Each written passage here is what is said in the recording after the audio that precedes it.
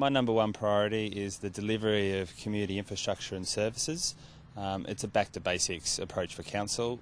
I believe the council is currently diverting too much of ratepayers' money into commercial property investments when we have a $20 million infrastructure backlog, and that is going to be my focus to deliver that within the next 4 years. So these are sort of this basic infrastructure that's lacking. What are some of those projects that should be made a priority?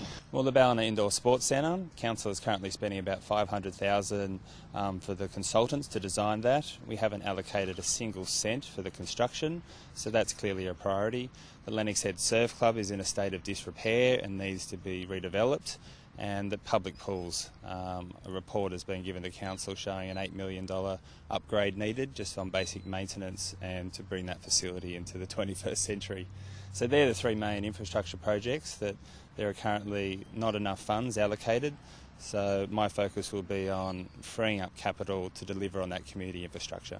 And delivering on that too, infrastructure and this, we're also going to be concentrating on looking after the environment too.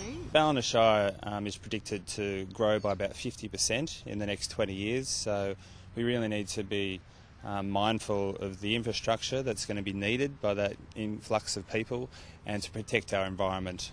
So tell me, you've been on council this last term. What have been your highlights, and how do you think it's all going in there at the moment? What is the dynamics on council the way it is at the moment? Well, I've presented over 40 motions to council. It's led to initiatives such as the Ballina Community Garden, the Ballina Youth Council, a sustainability fund, investments in solar power.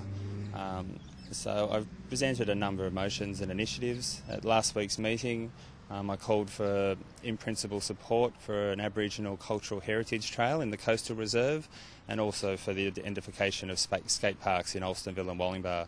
Both of those were supported, so it's just building on the facilities available to our community and to enhance the quality of life for existing residents. And as Mayor, what would you bring to the table?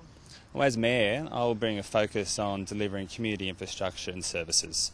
Clearly, the council needs to get back to basics. We have a $20 million hole in our 4-year infrastructure delivery program, and my focus will be on delivering that community infrastructure for the Ballina community. Have you gone out and spoken to many members of the public, and what sort of things have been their major concerns or the things that they'd like to see addressed?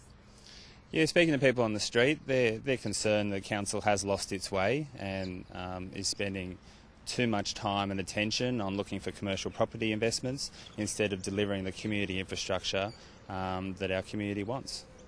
Do you want to add anything else? This election is really a referendum on whether the community wants a reasonable delivery of infrastructure or whether they want to continue to have their money diverted into investment properties.